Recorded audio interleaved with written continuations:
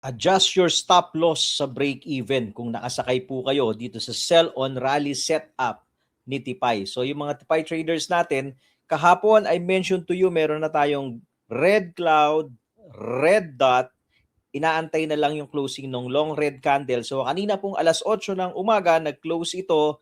It's confirmed this is a sell on rally setup. So kung nakapasok na po kayo dito, you're running your profits, you can move your stop loss instead na nandito, move mo na sa break-even kung saan yung entry price mo para risk-free na itong trade na to. Ngayon, kung tutuloy pa yung tulo ni Bitoy, ang next possible support will probably be here somewhere at 68.7 area.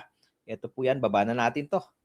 Baba na natin yan. Yang area na yan. Or, it will coincide also dito sa trend line. Ano? Pero kung bumiga yan, balik tayo rito sa 65.7 area. So, unang support, again, at around 68.6, 68.5 area.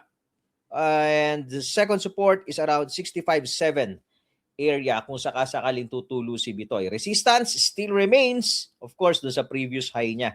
Yung recent swing high na 76.131. So, congratulations! Risk-free na yung mga trade ng Tipay